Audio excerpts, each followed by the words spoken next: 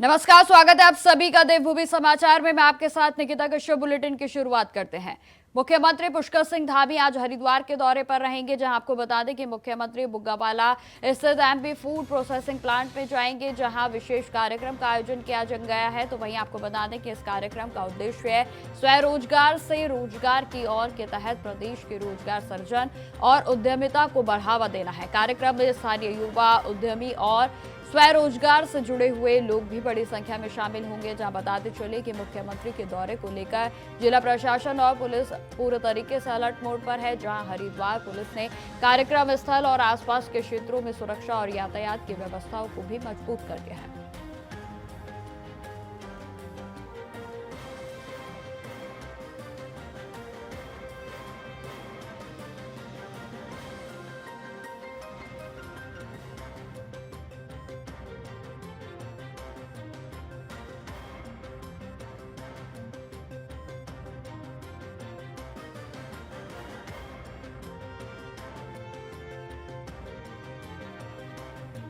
खबरों में आगे बढ़ते हैं। अब खबर देहरादून से है, जहां मुख्यमंत्री पुष्कर सिंह धामी ने डालनवाला पुलिस स्टेशन का औचक निरीक्षण किया, और जिससे कि पुलिस महकमे में जहां एक तरफ हड़कंप मच गया, तो वहीं आपको बता दें कि निरीक्षण के दौरान थानेदार की अनुपस्थिति मिलने पर तत्काल कार्रवाई करते हुए उन्हें लाइन हाजिर कर दिया गया है। बताते चले कि मुख्यमंत्री पुष्कर सिंह धामी ने थाने में अव्यवस्था और गंदगी पर भी नाराजगी को जताया, और जहां महिला हेल्प डेस्क एफआईआर का रजिस्टर और ड्यूटी के रजिस्टर की गहन जांच उनकी ओर से की गई। उन्होंने शिकायतकर्ताओं से सीधा बातचीत की और समस्याओं का त्वरित समाधान करने के लिए भी सुनिश्चित किया गया है।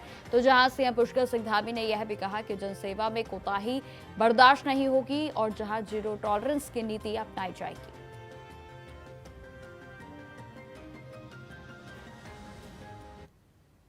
खबर देहरादून से ही है। आपको बता दें कि जहां मुख्यमंत्री पुष्कर सिंह धामी ने बीजेपी के मंत्री और विधायक रोजाना मुलाकात लगातार दौर जारी है। जहां आपको बता दें कि सीएम आवास पर हुई एक मुलाकात में कैबिनेट के मंत्री सतपाल महाराज और रेखा आर्या ने मुख्यमंत्री से विशेष चर्चा भी की। जहां आपको बता दें कि इस बैठक में सरकार के कार्य और विकास योजनाओं पर विस्तार से बातचीत की गई, और जहां विधायक किशोर उपाध्याय, उमेश शर्मा काऊ और मोहन सिंह बिष्ट भी सीएम पुष्कर सिंह धामी से मिले। बताते चले कि रुड़की के मेयर और बीजेपी के प्रदेश महामंत्री दीप्ति रावत ने भी मुख्यमंत्री से मुलाकात की है। इस अवसर पर दीप्ति रावत ने सरकार जन जन के द्वार कार्यक्रम के लिए मुख्यमंत्री को आभार भी उनकी ओर से व्यक्त किया गया।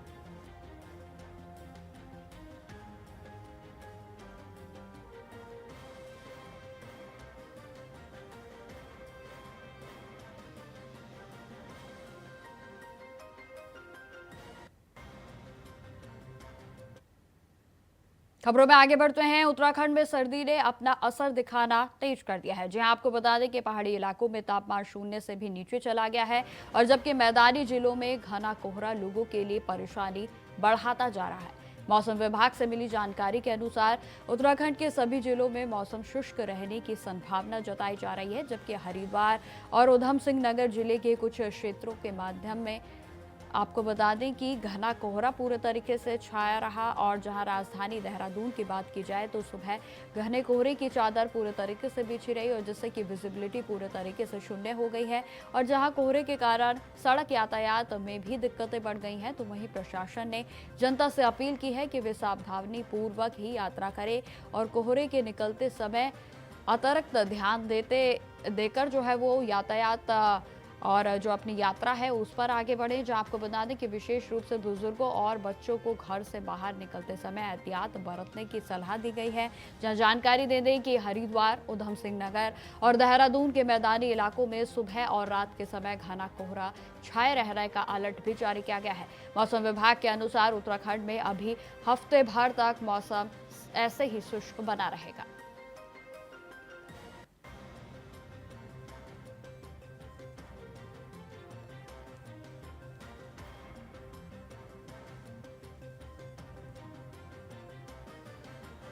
इस खबर पर अधिक जानकारी के साथ संवाददाता अभय कैंतुरा हमारे साथ जुड़ गए हैं। तो अभय जी, जिस तरीके से पूरे प्रदेश भर में इस समय कोहरे की चादर देखने को मिल रही है, कहां कहां जो जगहें हैं ज्यादा सतर्क वहां पर रहने की लोगों को जरूरत है? अभय। पूरे उत्तराखंड में देखें तो इस समय जो तराई वाला जो क्षेत्र है, खासतौर पर देहरादून, हरिद्वार, नैनीताल, इन जगहों पर जो लोग इस समय यात्रा कर रहे हैं उन लोगों को ज्यादा सावधानी बरतने की आवश्यकता है। साथ ही पहाड़ी क्षेत्रों पर खासतौर पर ये कह सकते हैं जो मसूरी हो गया, नैनीताल हो गया, आपका पर्यटक स्थल है, चाहे वो मुनस्यारी है, धारचूला की, तो उन जगहों पर भी जो पर्यटक यहाँ पर आ रहे हैं, जो सैलानी यहाँ पर आ रहे हैं, उनको ज्यादा सावधानी बरतने के लिए यहाँ पर कहा गया है। ये कहा जा सकता है कि जिस तरीके से उत्तराखंड में इस समय ठंड का प्रकोप देखने को मिल रहा है, कोहरा लगातार यहाँ पर बढ़ा हुआ नजर आ रहा है, तो ऐसे में आम जनता के साथ साथ जो उत्तराखंड में आने वाले जो सैलानी हैं, जो उत्तराखंड के भीतर भी यात्रा कर रहे हैं, उन सभी को सावधानी बरतने के लिए यहाँ पर कहा गया है। जी बिल्कुल। अब अगर बात की जाए तो बारिश को लेकर मौसम विभाग की ओर से कहा गया है कि अभी तक भी पहाड़ी क्षेत्रों में बारिश नहीं हुई है, तो इसको लेकर क्या कुछ जानकारी है? जी बिल्कुल, मौसम विभाग ने कहा है कि अगले 48 से 72 घंटे के भीतर जो उत्तराखंड में जो पश्चिमी विक्षोभ है उसका बदलता हुआ जो सक्रिय जो मौसम है उसका असर यहाँ पर देखने को मिलेगा। और अभी तक की जो परिस्थितियां यहाँ पर देखने को मिल रही है, जिस तरीके से मौसम में परिवर्तन देखने को मिल रहा है, तो ये कहा जा सकता है कि मौसम विभाग की जो भविष्यवाणी है वो यहाँ पर सच साबित हो सकती है। और कोहरे की चादर के साथ साथ ये कह सकते हैं कि जो पर्वतीय जो क्षेत्र हैं, जहाँ पर ऊंचाई वाला अधिक जो स्थान है, वहां पर जिस प्रकार से इस समय ओस या फिर जो तापमान गिर रहा है, उससे कह सकते हैं कि जो बर्फ की जो बारिश की जो संभावनाएं है वो यहाँ पर बढ़ती हुई नजर आ रही है। और लगातार मौसम विभाग की भविष्यवाणी इससे पूर्व में भी सच साबित हुई है। और अभी भी वर्तमान परिस्थितियों में कह सकते हैं कि मौसम बदलने के बाद से उत्तराखंड में जो इस समय के जो हालात है वो आने वाले दिनों में मौसम को और खुशगवार यहाँ पर कर सकता है, ताकि यहाँ पर जो लोग आएंगे उनको बदला हुआ मौसम का जो मिजाज है वो यहाँ पर पसंद आ सके। जी ठीक है अभय, तमाम जानकारी के लिए आपका बहुत बहुत धन्यवाद। तो जिस तरीके से आपको बता दें कि राजधानी और प्रदेश भर में इस समय कोहरे की पूरे तरीके से चादर देखने को मिल रही है और जहां विजिबिलिटी पूरे तरीके से शून्य हो गई है।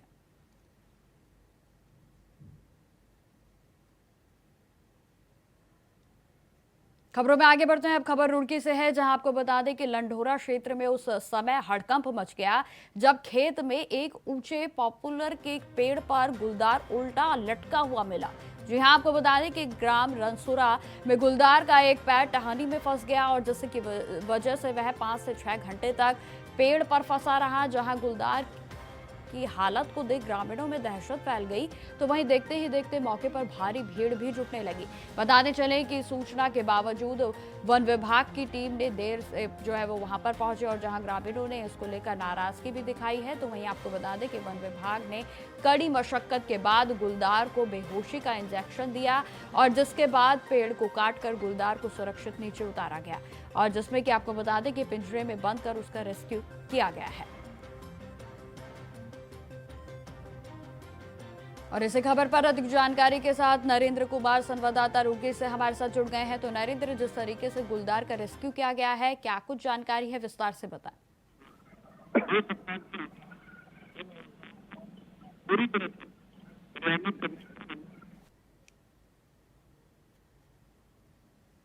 तो नरेंद्र की अभी हमारे तक आवाज नहीं आ रही है, तो आपको बताने चलें कि जिस तरीके से गुलदार का रेस्क्यू किया गया है वन विभाग की टीम के द्वारा, उसे पिंजरे में रेस्क्यू करते हुए आपको बता दें कि जल्द से जल्द जो कॉर्बेट है वहां पर छोड़ा जाएगा। तो हालांकि आपको बता दें कि पेड़ पर लटका हुआ जो गुलदार था उसे देखा गया था और जिसके बाद जहां एक तरफ क्षेत्र में दहशत फैल गई, तो वहीं आपको बता दें कि वन विभाग के जो कर्मचारी हैं उनको सूचना देने के बावजूद जो टीम है वो देरी से पहुंची और जिसको लेकर ग्रामीणों में आक्रोश भी व्याप्त है। तो वहीं आपको बता दें कि कड़ी मशक्कत के बाद वन विभाग की टीम के द्वारा इस गुलदार का रेस्क्यू किया गया। आपको बता दें कि पेड़ की टहनी में उसका पैर फंस गया था, जिसकी वजह से वह 5 से 6 घंटे तक पेड़ पर अटका रहा और जिसकी वजह से यह नज़ारा जो है देखने के लिए लगातार भीड़ जो है वो इलाके में जुटती जा रही थी। तो वहीं आपको बता दें कि वन विभाग के अधिकारियों के द्वारा गुलदार को पहले बेहोश किया गया और उसके बाद उसका रेस्क्यू किया गया है। जिस तरीके से आपको बता दें कि गुलदार के आतंक से लगातार उत्तराखंड के कई क्षेत्र इस समय प्रभावित नजर आ रहे हैं, जहां आए दिन कोई ना कोई मामला जो है वो सामने आ जाता है। और इसी बीच आपको बता दें कि रुड़की से इस गुलदार का रेस्क्यू किया गया है। तो एक बार फिर नरेंद्र की ओर चलते हैं। रुड़की से संवाददाता हमारे साथ जुड़ गए हैं। तो नरेंद्र, जिस तरीके से रेस्क्यू किया गया है, क्या कुछ जानकारी है, विस्तार से बताएं। देखिए, जिस तरीके से गुलदार की सूचना रुड़की के लंडोरा क्षेत्र में सुनने को मिली थी, मौके पर ग्रामीणों ने हेलो। बिल्कुल नरेंद्र, आपकी आवाज आ रही है, आप जानकारी दें। जिस तरीके से सूचना मिली थी कि गुलदार ग्राम में क्षेत्र में पेड़ पर चढ़ा हुआ है, तो ग्रामीणों ने सूचना वन विभाग को दी। वन विभाग की टीम मौके पर पहुंची और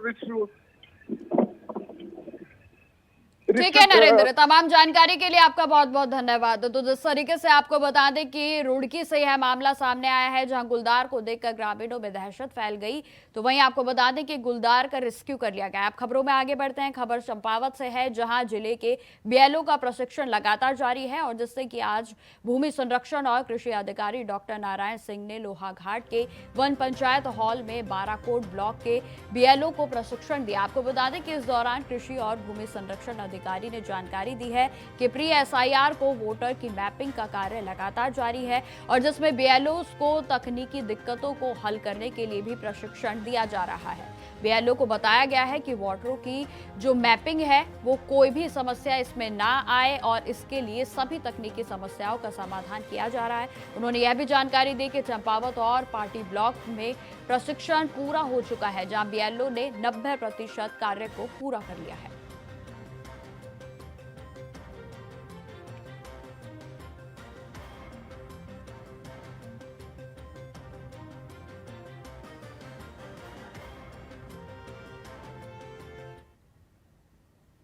खबरों में आगे बढ़ते हैं। अब खबर मसूरी से है, जहां आपको बताते चलें कि उत्तराखंड के पूर्व मुख्यमंत्री और कांग्रेस के नेता हरीश रावत ने बीजेपी पर तीखा हमला बोला है। रावत ने आरोप लगाया है कि राज्य में प्रशासनिक फैसले अधिकारियों के विवेक से नहीं बल्कि बीजेपी के इशारों पर लिए जा रहे हैं। उन्होंने बीजेपी को पूंजीपतियों की पार्टी बताते हुए गरीबों और बेरोजगारों की अनदेखी करने का आरोप लगाया। तो वहीं रावत ने बीजेपी नेताओं को रावण के भी रावण कहा है, जहां दावा किया गया है कि बीजेपी भविष्य में बेरोजगार हो जाएगी। उन्होंने मनरेगा योजना के नाम बदलने पर भी नाराजगी को व्यक्त किया और इसे गरीबों के लिए कानूनी क्रांति बताया।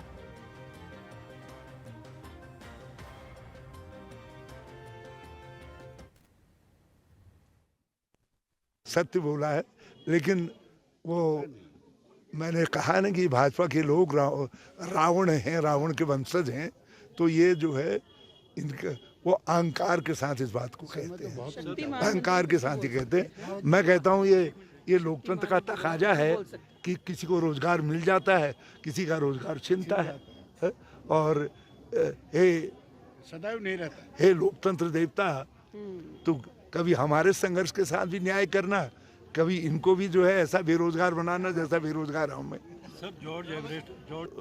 इस राज्य के अंदर सारी प्राइम लैंड जितनी हैं उनको भाजपा ने और भाजपा के शीर्ष नेतृत्व ने बेच देने का काम कर रहे हैं। उत्तराखंडियों के हाथ खाली एक खोखला उत्तराखंड रह जाए, जमीनें जो यहाँ की बहुमूल्य जमीनें हैं वो जो है गैर उत्तराखंडियों को बेच दी जाए, ये षड्यंत्र है। खबरों में आगे बढ़ते हैं। अब खबर हरिद्वार से है, जहां कुंभ 2027 की तैयारियों में मेला प्रशासन पूरे तरीके से जुटा हुआ है, और इस बार गंगा के किनारे नए घाटों की श्रेणी में ग्रीन घाट बनाने की योजना भी बनाई जा रही है। जानकारी देते चले कि नमामि गंगे की दिल्ली से आई टीम ने मेला प्रशासन के साथ बैठक की और गंगा के किनारे प्रस्तावित नए घाटों का स्थलीय निरीक्षण भी किया गया। और जहां नमामि गंगे के निदेशक धीरज जोशी ने इस पर जानकारी दी है कि इस बार हरिद्वार में 3 नए ग्रीन घाट भी बनाए जाने की संभावना है, और जिनका उद्देश्य पर्यावरण को संरक्षित रखना है। तो वहीं आपको बताते चले कि उप मेला अधिकारी ने इस पर जानकारी यह भी दी है कि गंगा के किनारे नए घाटों में इन 3 ग्रीन घाटों को प्रमुखता से शामिल किया जाएगा।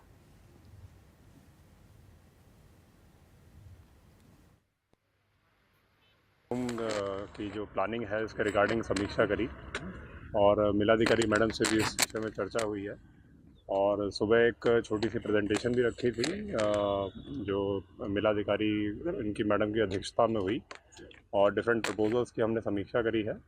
और ये प्रपोजल फर्दर जो भी है वो national mission for clean Ganga को भेजे जाएंगे और जो भी होगा फिर फर्दर वहाँ पे इनकी गहन समीक्षा की जाएगी। देखिए, फर्स्ट ऑफ ऑल जो नमामि गंगे के जो प्रोजेक्ट्स हैं हम लोगों ने ऑलरेडी कुछ अपने वहाँ पर प्रोजेक्ट भेजे हुए हैं, तो उसी के तहत आज प्रेजेंटेशन था जिसमें नगर निगम के द्वारा जितना भी सॉलिड वेस्ट मैनेजमेंट को लेके भेजा गया था, उसके अलावा पेयजल संस्थान द्वारा एसटीपी जो प्लांट को यहाँ पर इंक्रीज़ करना है एज़ पर कैपेसिटी उसको लेके था। और कुंभ में जो हमारे अस्थायी कैंपिंग टेंट सिटी बनती है तो उसमें भी हम लोग इस बार एसटीपी प्रपोज कर रहे हैं, तो उसको लेके प्रेजेंटेशन था।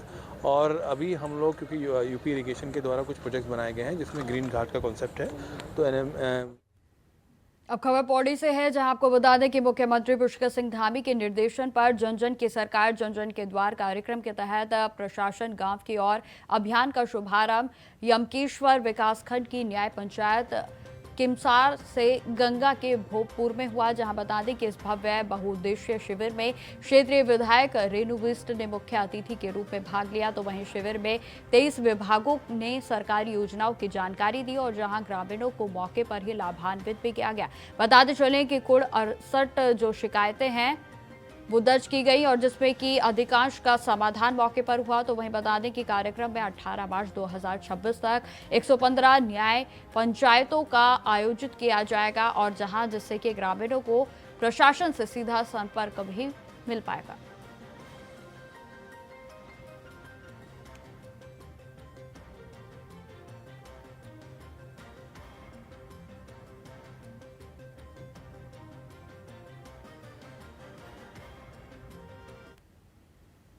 मेरा नाम बसंती रावत है और मैं गंगा भोगपुर की निवासी हूँ और हमारे गांव में आज जन जन की सरकार जन जन के द्वार कार्यक्रम का आयोजन हो रहा है और इसमें हमारे सरकार द्वारा स्वास्थ्य चिकित्सा विभाग का शिविर भी लगा। हमने यहाँ पर अपने बीपी शुगर की जांच करवाई है और इस प्रोग्राम के द्वारा हमें इसमें काफी लाभ हो रहा है। स्वास्थ्य विभाग के सभी जितने भी हमारे ग्रामीण आ रहे हैं सबका यहाँ पर जांच वगैरह कर रहे हैं और हमें जानकारी दे रहे हैं स्वास्थ्य। अब खबर रामनगर से है, जहां कॉर्बेट टाइगर रिजर्व में इस सर्दी में पर्यटकों के लिए खुशखबरी आई है। जी हां, क्योंकि हाथी सफारी को फिर से शुरू कर दिया गया है। लंबे समय से बंद पड़ी यह सफारी अब ढिकाला और बिजरानी के जोन में शुरू कर दी गई है, जहां सुबह और शाम की शिफ्ट में पर्यटक सफारी का आनंद ले सकते हैं। तो वहीं आपको बता दें कि सफारी में रामगंगा नदी, घने जंगल और वन्य जीवों का नजदीकी से अनुभव मिलेगा। साथ ही बताते चलें कि हाथी जो सफारी का शुल्क है वो भारतीय पर्यटकों के लिए 1000 रुपये है, तो वहीं विदेशी पर्यटकों के लिए 3000 रुपये तय किया गया है। यह सफारी 2018 में हाईकोर्ट के आदेश के बाद बंद कर दी गई थी, लेकिन अब सुरक्षा प्रावधानों के साथ इसे फिर से शुरू किया गया है। ये कॉर्बेट नेशनल पार्क में आज बिजरानी जोन में और ढिकाला जोन में हाथी सफारी पर्यटकों के लिए शुरू कर दी गई है। तो इसमें ढिकाला जोन अंतर्गत 2 हाथियों से सफारी की जा रही है और बिजरानी जोन अंतर्गत 1 हाथी से सफारी की जा रही है। सफारी को लेकर के पर्यटकों में काफ़ी उत्साह है और इसको जो भी हमारी पार्क नियम है, पार्क रूल्स हैं, उनके अकॉर्डिंग ये सफारी संचालित की जा रही है। ये 2 पालियों में की जाएगी, एक सुबह की और एक दोपहर को 2 बजे से स्टार्ट की जाती है। ये 2 घंटे मैक्सिमम एक सफारी में हाथी को ले जाया जाएगा पर्यटकों को घुमाने के लिए। खबरों में आगे बढ़ते हैं। बॉलीवुड के सुपरस्टार ऋतिक रोशन उत्तराखंड की खूबसूरत वादियों में ट्रैकिंग करते हुए नजर आए। जी हां, आपको बता दें कि उन्होंने संतला में देवी मंदिर में भी दर्शन किए और सोशल मीडिया पर पहाड़ों और धुंध से घिरे रास्तों की तस्वीरें उनकी ओर से साझा की गई। उनकी तस्वीरें सोशल मीडिया पर इस समय जमकर वायरल हो रही हैं। तो उत्तराखंड की वादियों में ऋतिक रोशन जो है वो नजर आए हैं, जहाँ ऋतिक रोशन ने संतला देवी मंदिर में दर्शन किए और जहां सोशल मीडिया पर उनकी ओर से यह तस्वीरें वायरल की गई हैं।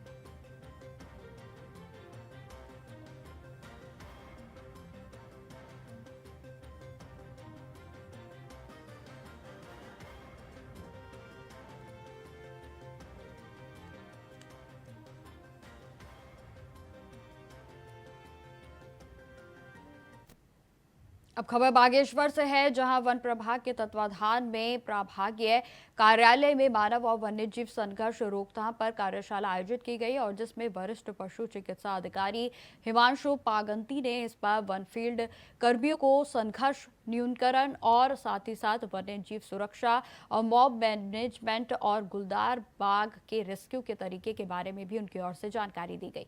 जहां बताते चलें कि कार्यशाला में ट्रैंकुलाइजर गन और एंटी वेपन के उपयोग पर भी व्यवहारिक प्रशिक्षण दिया गया है। जहां आपको बता दें कि कार्यशाला में वन्यजीवों और मानव जीवन में बीच में जिस तरीके से इस समय संघर्ष की तस्वीरें सामने आ रही हैं, उसको कम करने के लिए वन विभाग के द्वारा आवश्यक कौशल और उपकरणों का उद्देश्य सिखाने के उद्देश्य से आयोजित किया गया।